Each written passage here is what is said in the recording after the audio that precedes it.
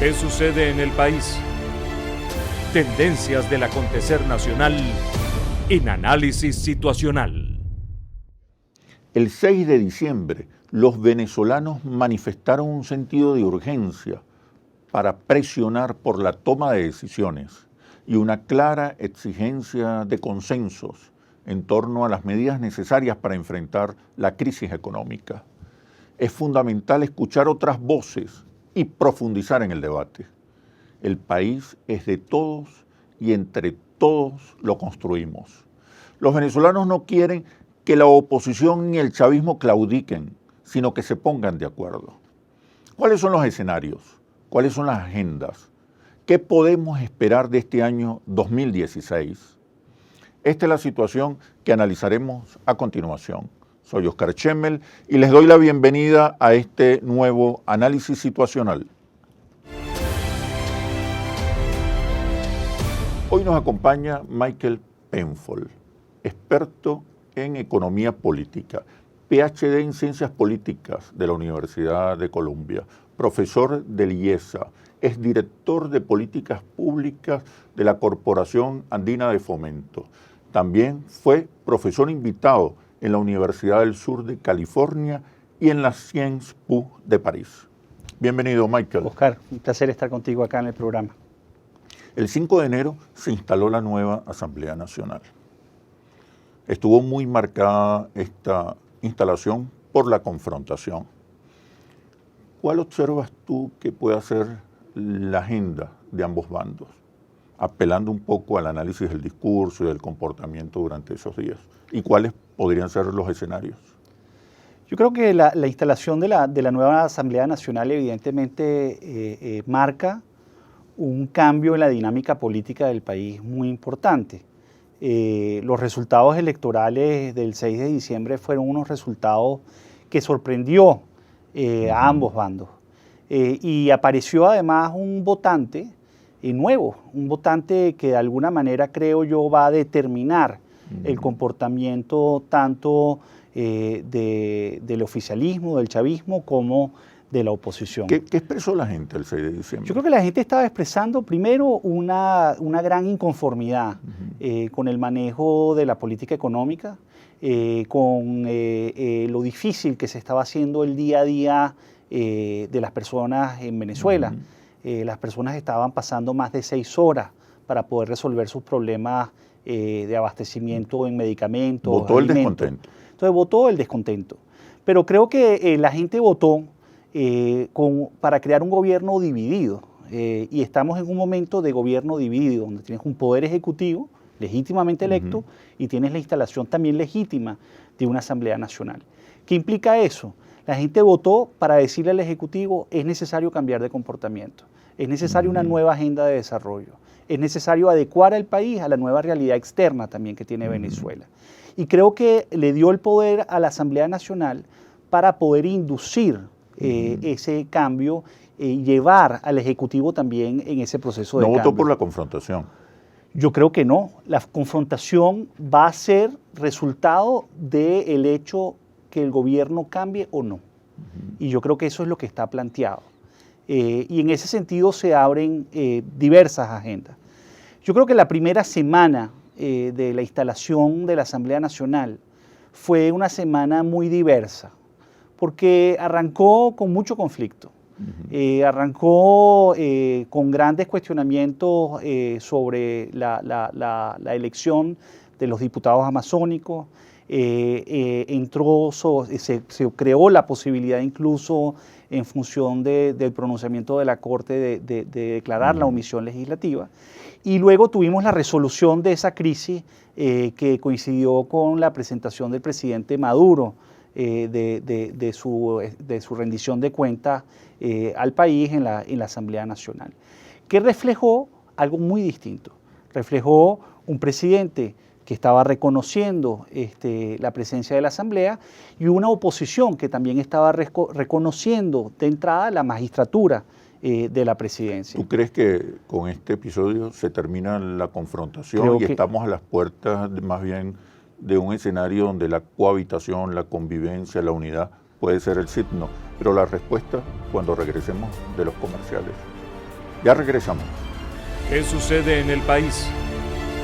Tendencias del acontecer nacional en Análisis Situacional. ¿Qué sucede en el país? Tendencias del acontecer nacional en Análisis Situacional. Te comentaba que la Asamblea Nacional se estrena con la confrontación, pero luego se producen algunos acuerdos importantes. ¿Cuáles son las agendas? ¿Cuáles son los escenarios? Yo creo que vamos a convivir con una multiplicidad de agendas, de distintos grupos de lado y lado. Y esas agendas van a salir a relucir en función del dramatismo también o de la profundidad de la crisis particularmente económica que vive Venezuela. Yo creo que en estos próximos 2 meses se abre un espacio potencial para concertar algunas acciones, particularmente en el tema económico y en el tema social.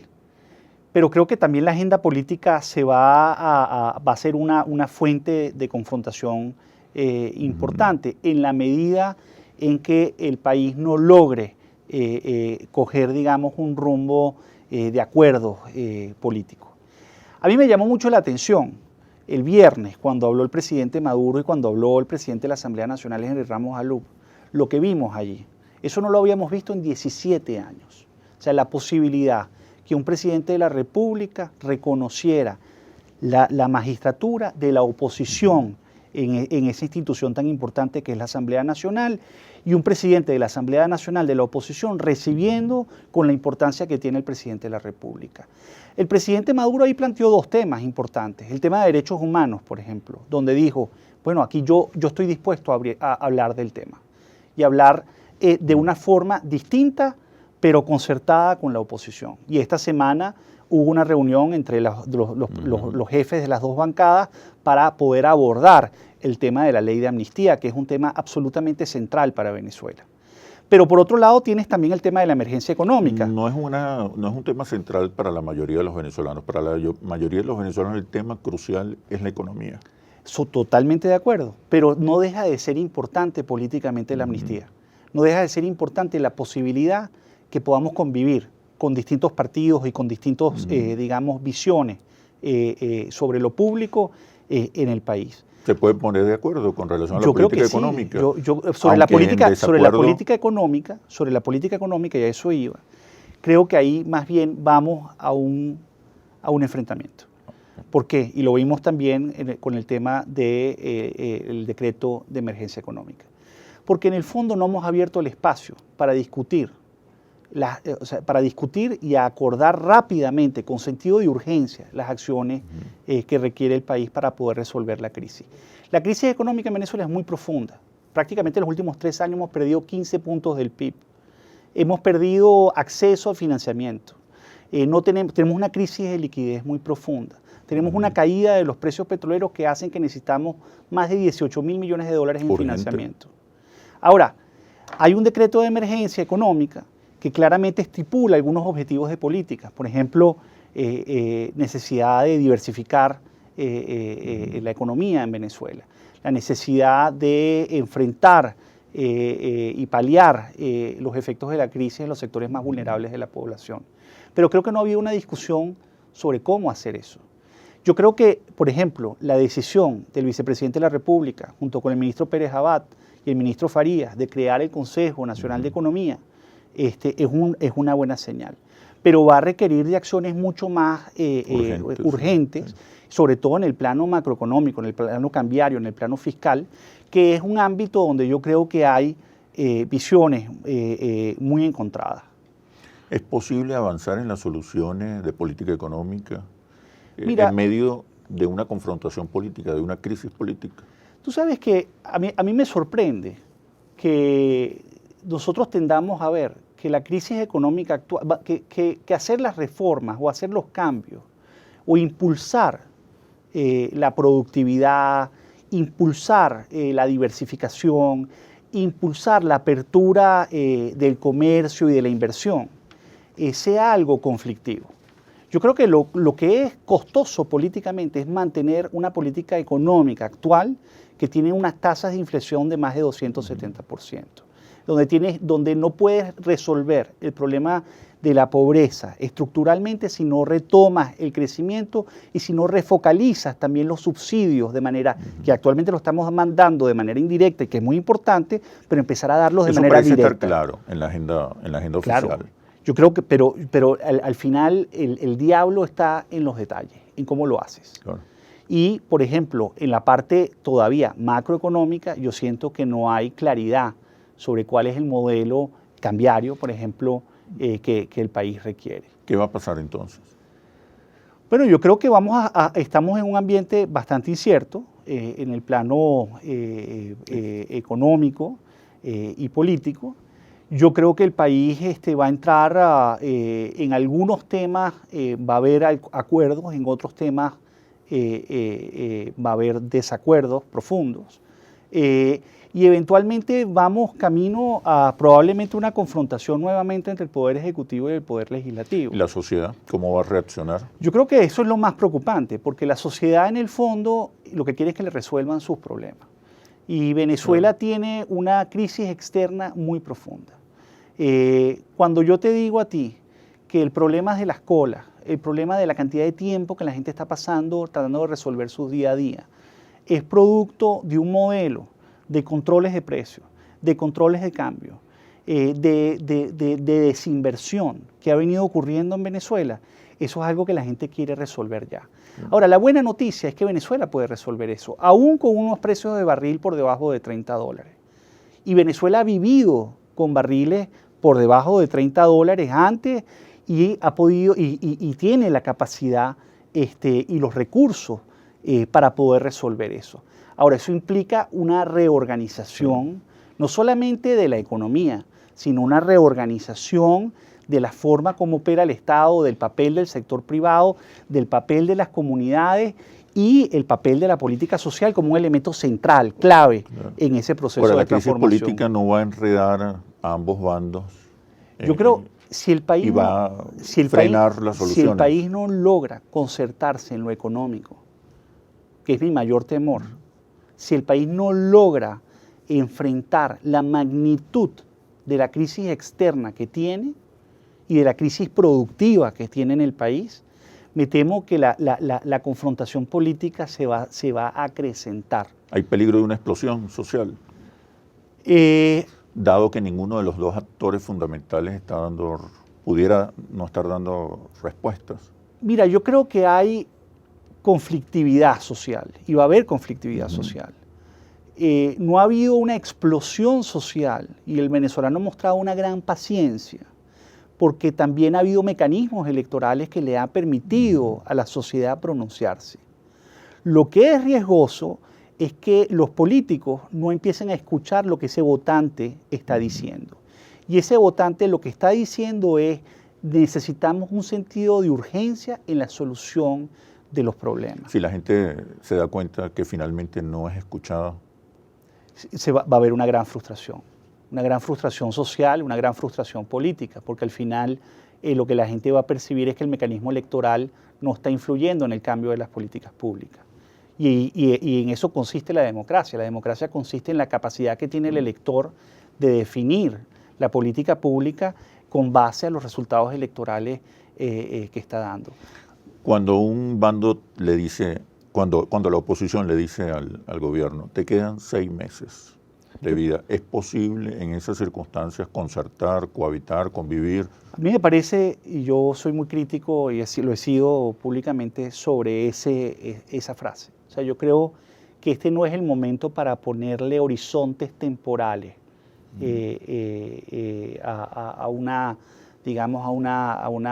posible salida del presidente de la República. Yo creo que lo responsable en este momento y lo que el votante está pidiendo es abrir un espacio de concertación de la política económica para poder enfrentar lo que evidentemente es una caída muy grande de los niveles de ingresos y también transformar un modelo económico que ha sido muy mal implementado y que ha generado una serie de ineficiencias y de problemas muy profundos y que requieren ser corregidos rápidamente. Y eso es lo segundo que está pidiendo el elector, que esto sea con sentido de urgencia. Ahora hay un miedo político de hacer esto. La gente piensa, bueno, si cambiamos esto, hay un costo. Pero yo creo que ya el costo político actual, hoy, de hacer ese cambio es relativamente bajo con respecto a lo que es la alternativa. Ya que la es factura ya se pagó. pagó el 6 de diciembre. Entonces aquí lo que hay es que asumir el riesgo de esa transformación. Ahora, la gestión de ese riesgo es una gestión política. Y una gestión política donde ambos bandos van a tener que hacer concesiones de lado y lado. Recientemente el vicepresidente del área económica, el señor Luis Sala, comentó, reflexionó, afirmó que había que comenzar a pensar en lo que estaría haciendo Chávez en estas circunstancias frente a estos problemas. ¿Cuál es y te añado otra reflexión. ¿Cuál es el modelo que hay que cambiar? ¿El modelo económico? ¿Manteniendo el modelo social? Hay que actualizar, renovar el modelo económico. Hay que renovar, actualizar el proyecto bolivariano. ¿Cuál es el reto de la revolución?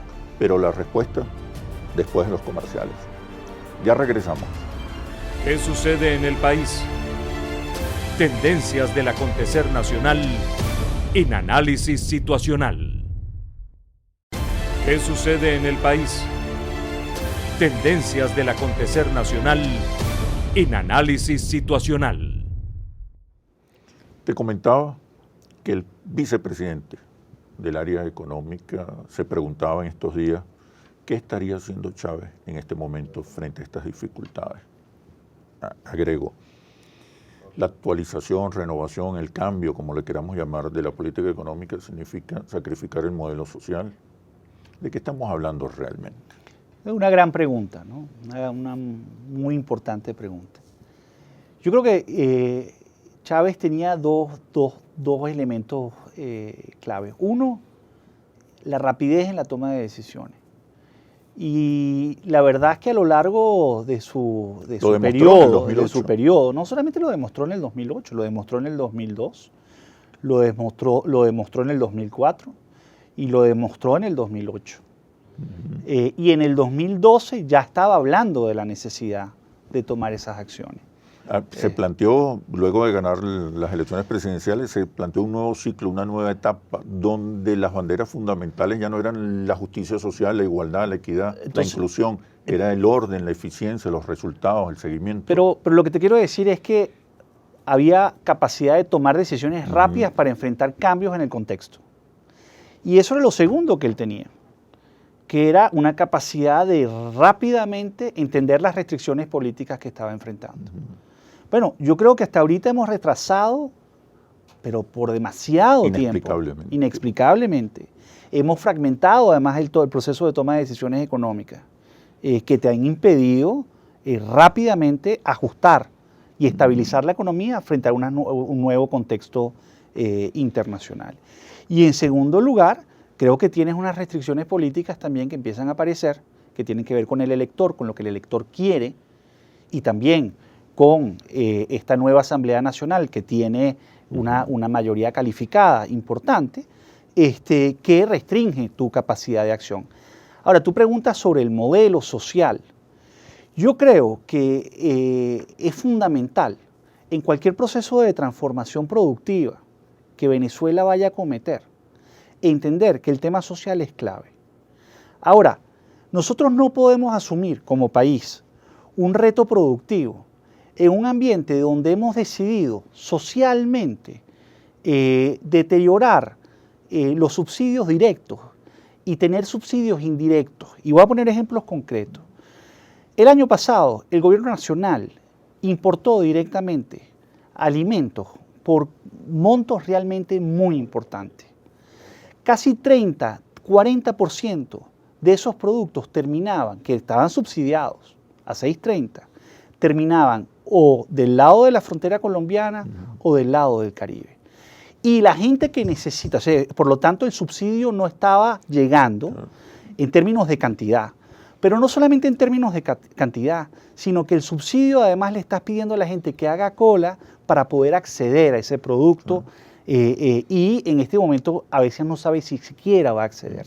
Entonces tienes que ir a un modelo de subsidios directos que va a ser, que implica a mi manera de ver, revisar una economía donde los precios relativos básicamente han colapsado y no tienes un sistema de precios operando.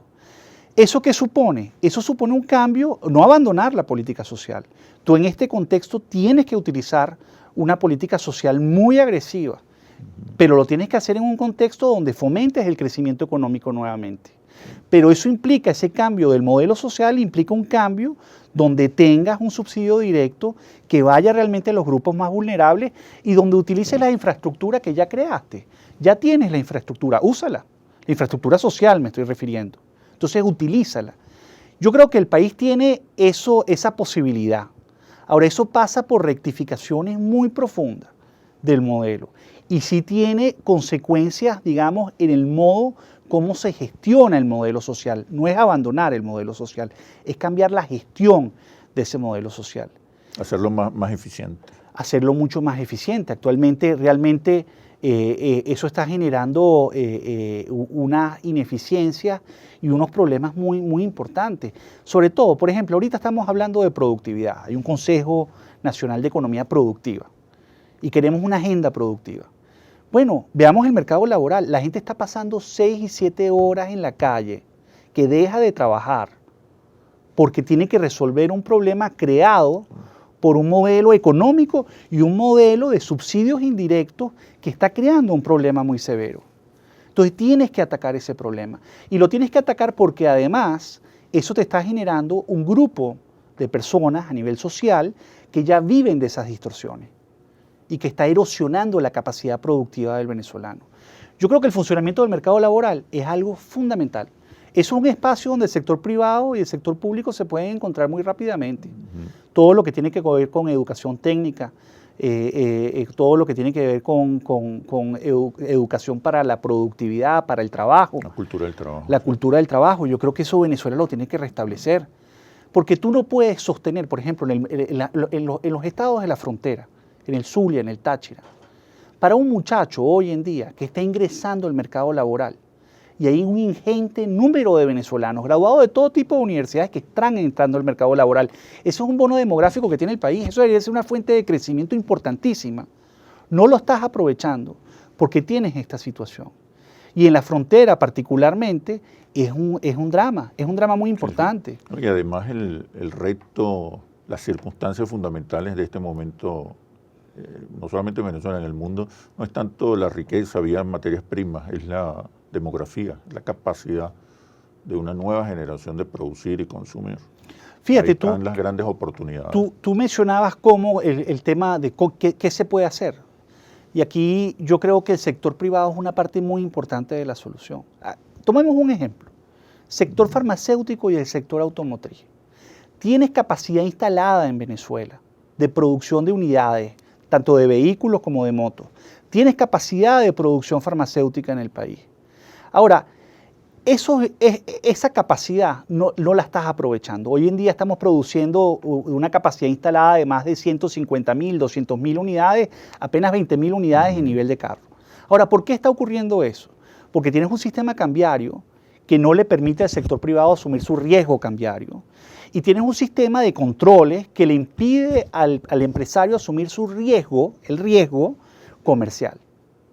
Ahora, si tú resuelves eso, el Estado no tiene por qué estar financiando el riesgo comercial ni el riesgo cambiario de un empresario. Ese riesgo es de ellos. Y yo creo que eso es clave, porque si tú logras hacer eso y tú logras generar un mecanismo cambiario que le permita no solamente sincerar el tipo de cambio, sino al sector privado asumir ese riesgo, aparece financiamiento inmediatamente en el sector automotriz, en el sector farmacéutico, en distintos sectores de la economía. Entonces, una parte muy importante de la solución está allí, está en la capacidad instalada. Ahora, también te necesitas atraer nuevas inversiones. Y el sector petrolero es una oportunidad gigantesca para hacer eso. El sector minero. El sector minero también, el sector turístico. Pero lo puedes hacer siempre y cuando, y en el sector petrolero lo puedes hacer muy rápidamente, siempre y cuando resuelvas también estos problemas que te acabo de mencionar. Mundo multipolar. La economía al servicio del ciudadano, del ser humano. Visibilización de la pobreza. Enfrentar la desigualdad. Chávez se equivocó. Este es el debate universal ahora. Hay una vuelta al Estado, a la política, a la ideología. Hay la necesidad, o se discute la necesidad de un Estado fuerte que conduzca, regule al mercado. Esta ha sido la prédica del chavismo desde hace 2 décadas. Chávez se equivocó. Chávez acertó. ¿Cuáles son las lecciones de estos 20 años? Yo creo que tienes una identificación de una agenda con temas muy relevantes, temas energéticos profundamente relevantes para Venezuela. El tema social, sin duda alguna, es el gran tema del país, es una agenda pendiente de profundización, de resolver los problemas de inequidad que hay en Venezuela. Los temas de integración regional. En fin, yo creo que la agenda es muy importante, el papel del Estado, el Estado como regulador. Ahora, Chávez se equivocó en la implementación de esa agenda, no en los temas de la agenda. Y creo que al final del día, cuando tú estás manejando políticas públicas y estás gestionando políticas públicas, el detalle, la capacidad de crear equipos, de atraer talento que pueda gestionar esas políticas públicas, es clave, es absolutamente clave. Y creo que de alguna manera, si tú me preguntas a mí, hoy la agenda es esa, no solamente en Venezuela, en buena parte de los países De hecho, la atención sobre Venezuela ya va más allá de que sea un país petrolero, es por el ejemplo, debate político que se está Te pongo un viendo. ejemplo, China. O sea, el presidente rápidamente identificó que China era un actor importante para Venezuela y que Venezuela tenía una oportunidad de diversificar riesgos geográficos desde el punto de vista energético con China. Y creo que fue acertado, es correcto. Ahora, ¿cómo ejecutas de manera sostenible una política exterior con China? Es un tema fundamental, donde además logremos atraer inversión, donde logremos transferir tecnología y donde el sector privado también juega un papel fundamental en la relación con China, que hasta ahorita ha sido una relación Estado-Estado, fundamentalmente, o sector privado chino a Estado. Yo creo que si tú me preguntas a mí, bueno, la agenda, esos temas están bien, pero al final la ejecución, la implementación, que son los resultados, que es lo que uno persigue, es absolutamente clave. ¿Cuáles son las lecciones? Mira, primera lección es ahorrar. Yo creo que un país como Venezuela, que es un país que está expuesto a fluctuaciones tan importantes de los precios petroleros, cometió un error enorme no ahorrando lo suficiente. Ahí tú tienes el caso de Bolivia. Bolivia, a pesar de que está igualmente golpeada por una caída de los precios del gas y de la soya, logró acumular reservas internacionales muy importantes y recursos que le permiten de alguna manera estabilizar de manera más suave la economía e incluso crecer en medio de esa debacle. Entonces yo creo que ese es el primer tema. Segundo tema, la capacidad técnica. Yo creo que necesitas equipos. Los problemas de esa agenda en el plano energético, en el plano social, en el plano internacional, en el plano educativo, bueno, son agendas complejas, son temas complejos que requieren capacidad burocrática, que requieren capacidad del Estado. Entonces necesitamos no solamente más mercado, necesitamos fortalecer al Estado y de su capacidad de diseño y de implementación de política. Y en cuarto lugar, yo creo que el presidente Chávez cometió un error con el sector privado. Creo que después del golpe de abril hubo un espacio se sintió defraudado, se sintió amenazado y tenía razones para sentirse de esa manera. Pero creo que es muy difícil pensar en el desarrollo si tú no piensas en el desarrollo del sector privado. Y el desarrollo del sector privado no es solamente la gran empresa, es la pequeña y mediana empresa, es la microempresa, es la capacidad de innovar, es la capacidad de desarrollar tecnología, de exportar. Y creo que él subestimó la complejidad y el valor que agrega el sector privado al desarrollo. Y yo creo que eso es un error. Y es un error muy grande porque al final la fuente de empleo y la capacidad de generación de empleo de largo plazo, sostenible, que implique mejoras en los niveles de ingreso, pasa básicamente por la capacidad del sector privado de renovarse, de competir, de atraer inversiones. Y creo que ahí había un potencial que de alguna manera desperdiciamos. Y desperdiciamos en un momento en el cual, con unos ingresos muy altos de petróleo, del petróleo, de las exportaciones petroleras, optamos por un modelo del consumo. Optamos por consumir. Y nosotros en Venezuela, en los últimos 15 años, lo que crecimos fundamentalmente en función de una expansión del consumo, no en función de una expansión de la capacidad productiva del país. Y yo creo que ahí también hubo un error muy grande. Y finalmente, su visión sobreestimó. Yo creo que él estaba en lo correcto en que el Estado tiene una capacidad de transformación social muy grande y que el Estado es capaz de transformar socialmente una sociedad. Yo creo que eso es cierto, pero subestimó también al Estado porque pensó que el Estado podía resolver otros problemas que no necesariamente lo podía hacer. Por ejemplo, el problema productivo, el problema de inversión, las nacionalizaciones, el exceso de ir a distintos sectores indiscriminadamente, y yo creo que ahí hubo un error fundamental. Sobreestimó. Solo sobreestimó. Sí. Bueno, Michael, muchísimas gracias por este análisis situacional. Muchas gracias. Y ahora las conclusiones. Ante circunstancias difíciles como las que hoy afectan a Venezuela, el comandante Chávez tomó decisiones, construyó alianzas, convocó al país y apeló al pragmatismo, sin renunciar a sus principios, ni a su visión de sociedad, ni al proyecto bolivariano.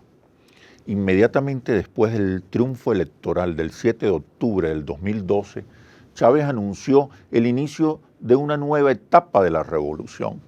Ofreció orden, eficiencia y resultados, después de un ciclo de batallas y conquistas. Hoy, la grave situación de nuestra economía pasa por generar consensos, poniendo el interés nacional por encima del interés particular.